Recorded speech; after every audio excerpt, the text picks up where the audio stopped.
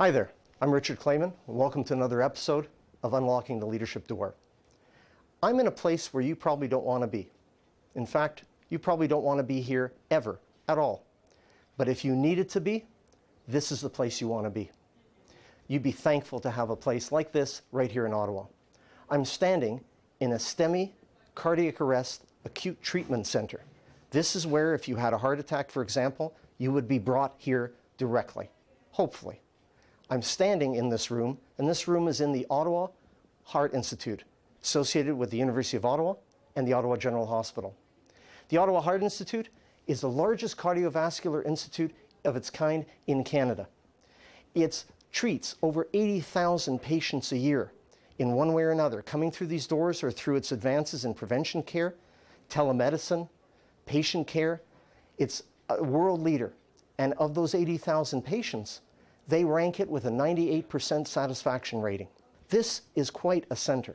It's a center of recognized excellence. But in having that, excellence has a price, not only financially, but technically, organizationally, and in terms of leadership and vision and strategy. In this episode, we're going to speak with a couple key people in this organization. First, you're going to meet Dr. Peter Liu, who's a cardiologist and Chief Scientific Officer for research for the Heart Institute. He's going to help us understand what collaboration and teamwork really means, what a culture that generates innovation continually, and why that's important because, well, in a center like this, it could be the difference between life and death.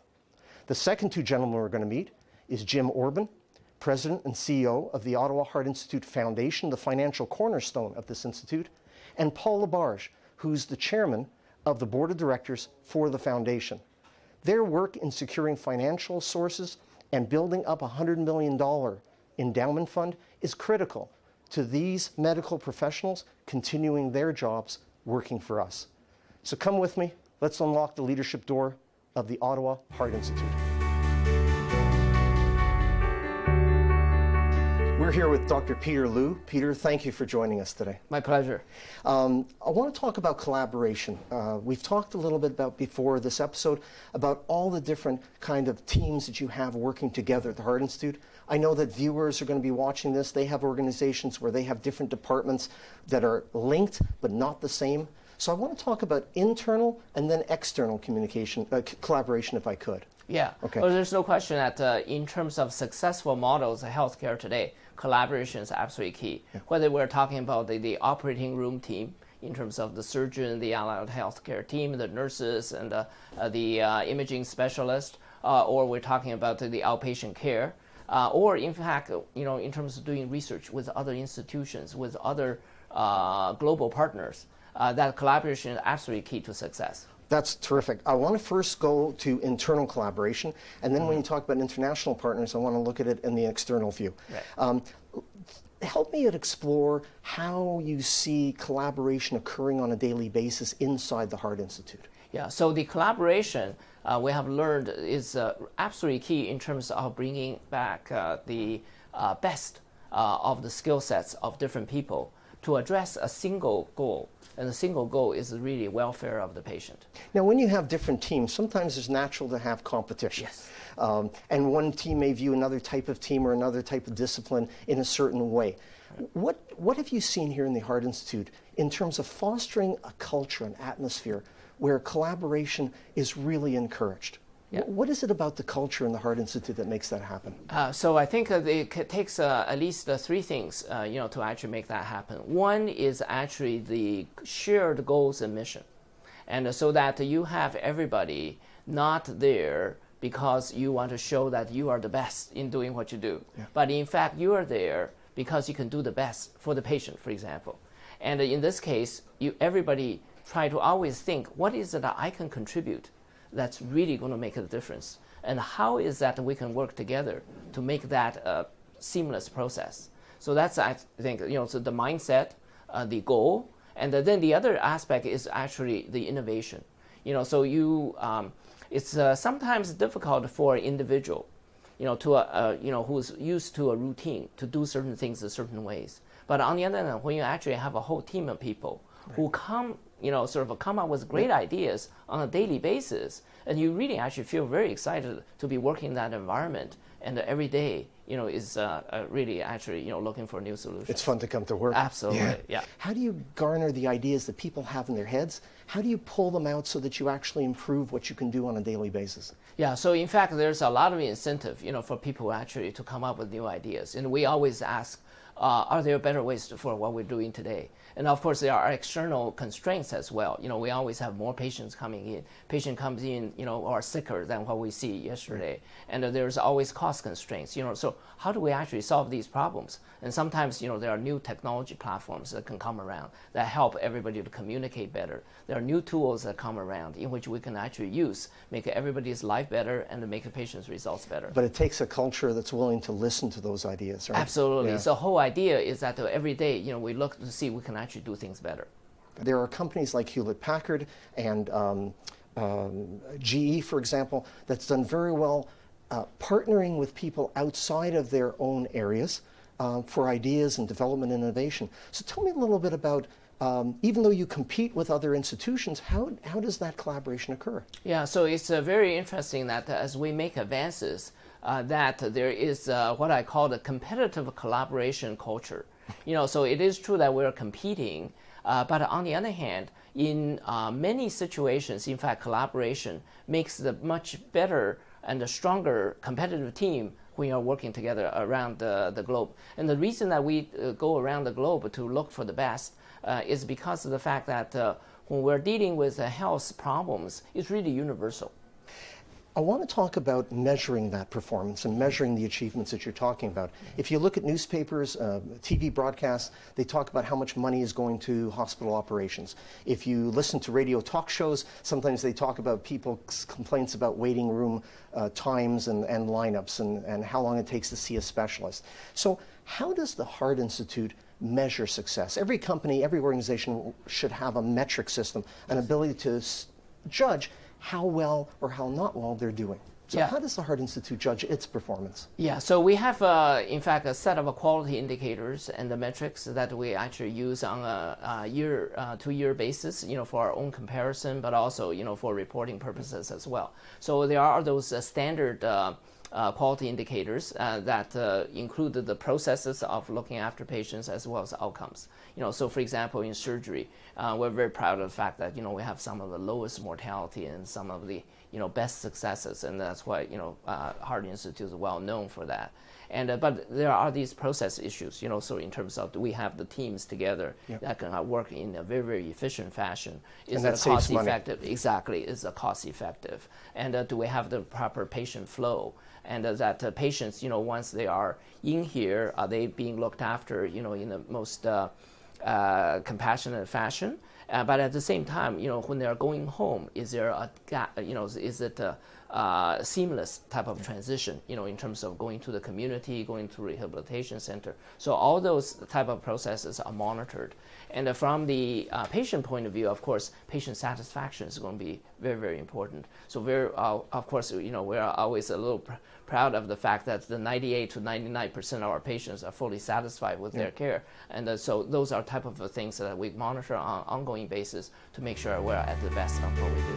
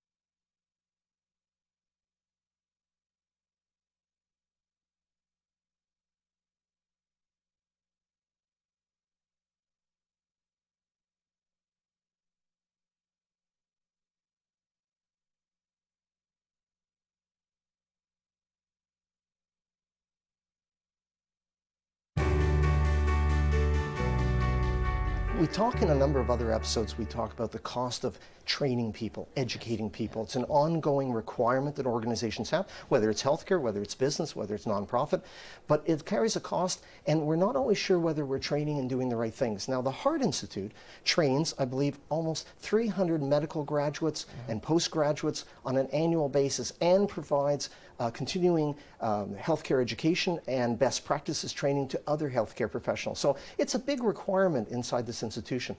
What's the education approach? What's the training approach that the Heart Institute takes?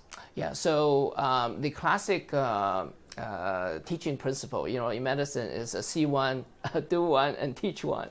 And so the idea here is that, we practice excellence.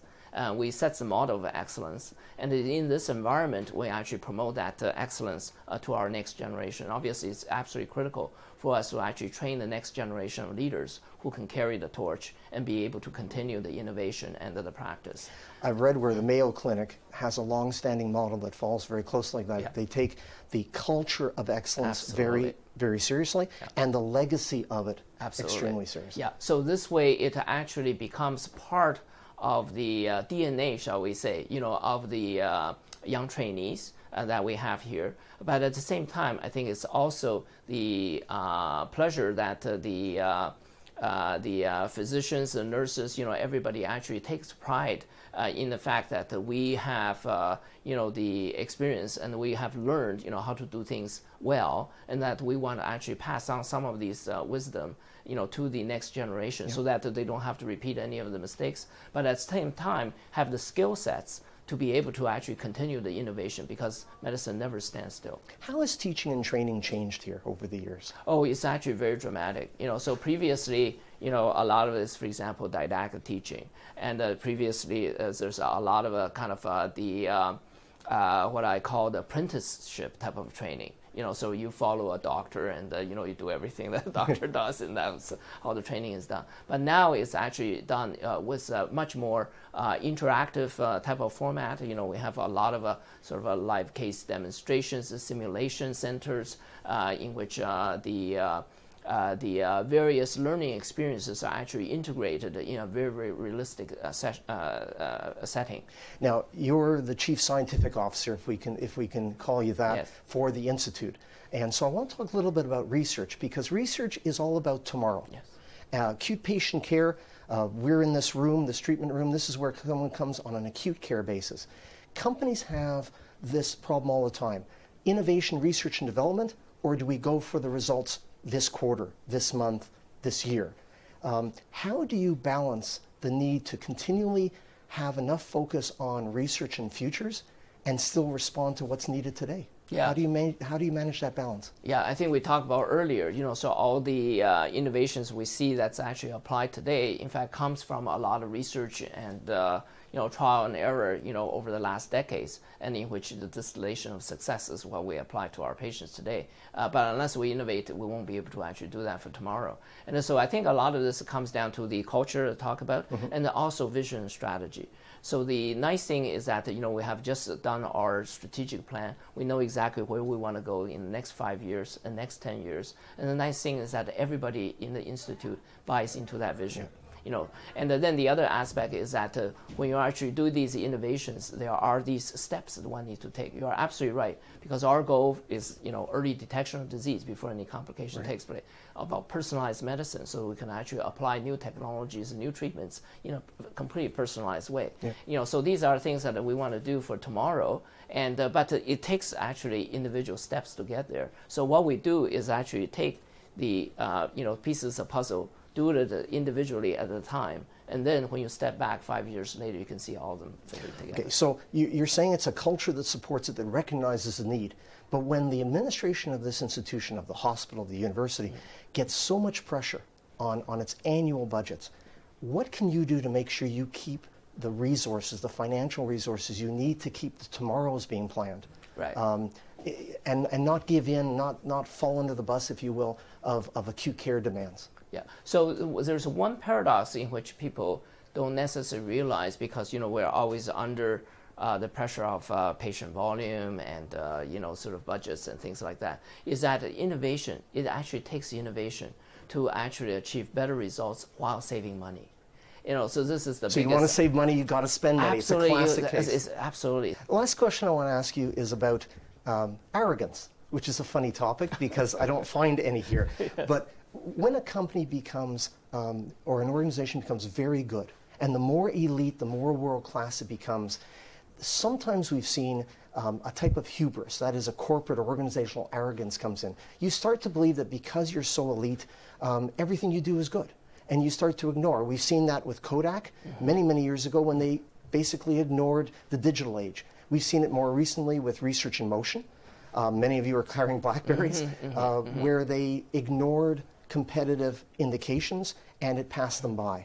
So knowing that the Institute does so well in so many regards and is so well regarded here and internationally, how do you resist the seeping in of the culture of a bit of arrogance that says, we know what we're doing is best? How do you keep humble?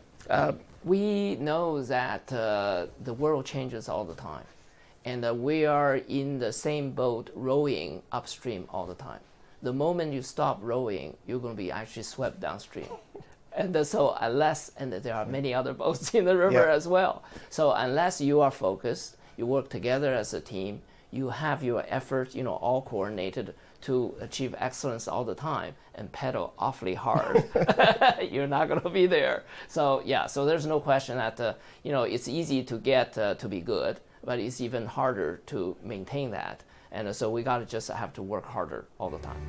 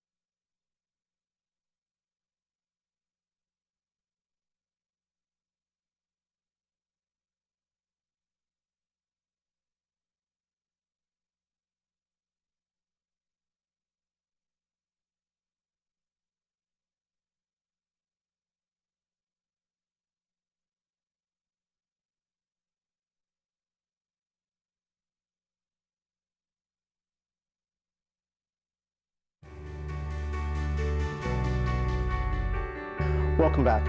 I'm sitting here with Paul Labarge, Chair of the Board of Directors of the University of Ottawa Heart Institute Foundation, as well as Jim Orban, President and CEO of the Ottawa Heart Institute Foundation. Good afternoon, gentlemen. Good afternoon.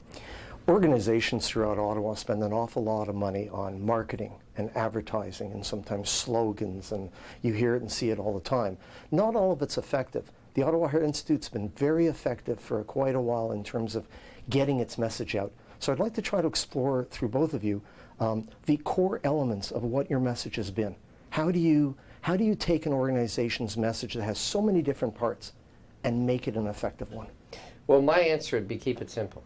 For me, I look at the Institute, and to me it's a matter of heart.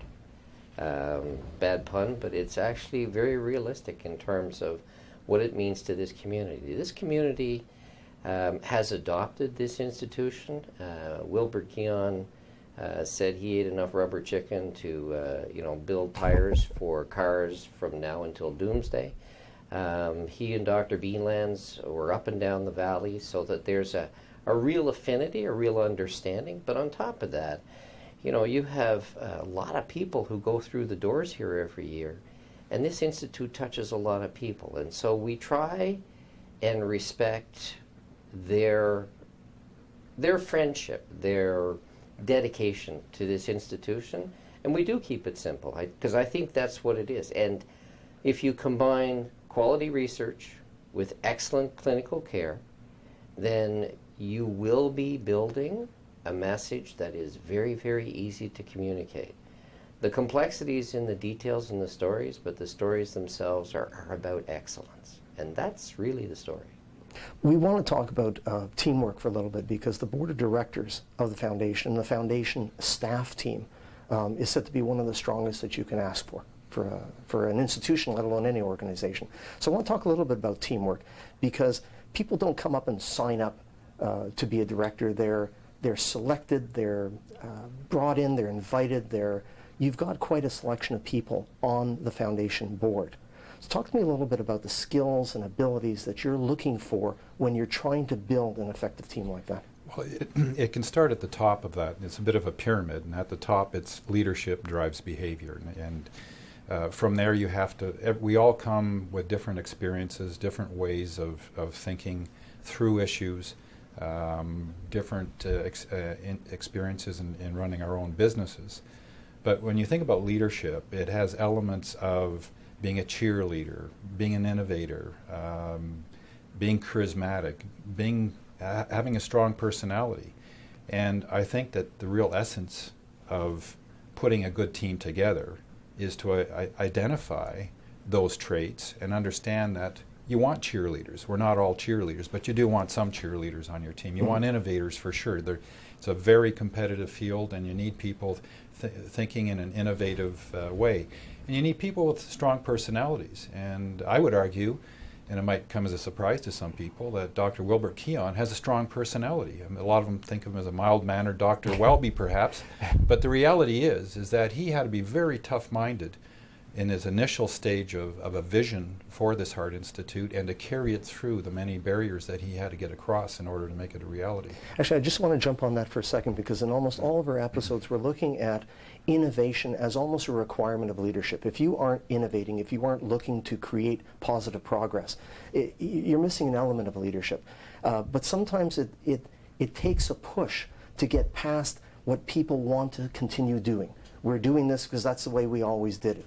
And it takes a push, doesn't it, to get past where you are to where you want to be. And I think that's a difference between trying to predict the future and inventing it. And I think that one of the strong attributes of the Heart Institute as a whole is that they've grabbed hold of what the future could be. And one of our slogans is bringing the future closer. And that, almost anybody can get their arms around that and say, bringing the future closer. And when you think that there's 63% fewer deaths to heart disease than there was 3 decades ago, I mean, we've come a long way in the last 3 decades, and bringing what could be the eradication of heart disease at some point in the near future becomes more of a reality, and it resonates with the community, it resonates with our staff, and people are engaged and they're inspired to do their best work. A lot of the organizations that are going to be looking at our episode deal with advisory panels, boards.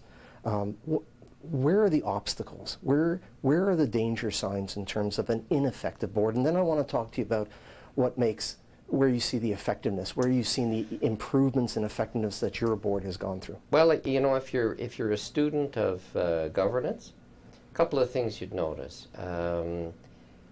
Most of the effective boards that I know, the chair has actually done a lot of walking around before any issues are tabled. The other thing that will happen is the chair will not be satisfied to simply have those who talk the most be the ones who decide the issue. Because one of the elements that you'll find is a challenge in our society is that we've actually developed the myth that the people who talk the most actually have the most to say. The interesting thing is some of the greatest scientists in this world are nice, quiet, soft-spoken people. And they don't like talking in public. And so the role of a good chair is, in fact, to ferret out those kinds of attitudes and questions ahead of time so that the opportunity is given to everybody to speak, and that there's an opportunity as well to let it marinate a little bit. Don't rush a decision. If it's a big, important decision, take some time. Do it right. When we were talking with Dr. Liu earlier in the episode, we're talking about a climate of mutual respect drives a climate of collaboration. And so you have to have that, it seems. It just has to be linked together in order to work. And by the way, that's also one of the fundamental elements for good governance. Yep. Mutual respect. And that's how you get people to talk and put forward their ideas. And so I want to talk about effective governance and ethics. And so can you talk to me a little bit about the board and what it does in order to maintain a good governance framework? Well, I think there's a bunch of things. One of the things that I'm a big believer in is you have to have renewal, constant renewal. The other thing you have to have is transparency. Transparency is critical from the donor point of view, and that transparency is what allows them to see how the money has been husbanded. It's a fiduciary role. You're a trustee, and as a trustee, there's a very, very high fiduciary standard. So those are key elements. I think the other element that goes into it are the checks and balances. An organization that has a strong audit committee, an organization that has a strong governance committee, an organization that has a strong investment committee that's then subject to the scrutiny of, an outside advisor, those kinds of things. So to me, it's always, it's the last part of the Lord's Prayer, which is lead us not into temptation. And I think by taking opportunities out of the way to allow people to misbehave, you avoid a huge number of problems, but at the same time you have to continually be refocusing on the underlying ethics. And again, it's very easy when you're working with Peter like Mark and Thierry and Peter, and you just look at these people and they could be doing a lot of other things, making a lot more money, doing, other occupations, and they're here because they're dedicated to the health and welfare of individuals. That's a very high responsibility, and it's a burden that people take seriously. And that kind of responsibility is a great note to end. I want to thank both of you gentlemen for taking time with us today. Thank you. Pleasure. All organizations strive to be the best they can be. And most organizations will never have to measure themselves on an elite stage like the Ottawa Heart Institute does so successfully. But if this episode has shown us one thing, it's that the fundamentals of high achievement, regardless of your organization's measurement standard, is more common and more achievable than we realize. What we've seen that it takes is leadership. Leadership that's dedicated to fostering a culture that nurtures collaboration, trust, and mutual respect. An environment that pushes for innovation and gets ideas for that innovation both internally and externally. It also requires leaders to work on their business today and tomorrow. In this case, patient care is today, research is tomorrow. If we only work on today, what will sustain us in the future? And finally, it only takes a moment to look at all the news around us to realize the financial disasters that have unfolded over the last few years and that still unfold today. It reminds us of just how important, no matter what business you're in, how important good financial stewardship is, as well as ethical governance. So an organization, big or small, international or local, it doesn't matter. Effective governance and effective leadership is critically important. That's what we try to reveal on the show each time we unlock the leadership door. So until next time, I'm Richard Clayman. Thank you for being with us. Goodbye.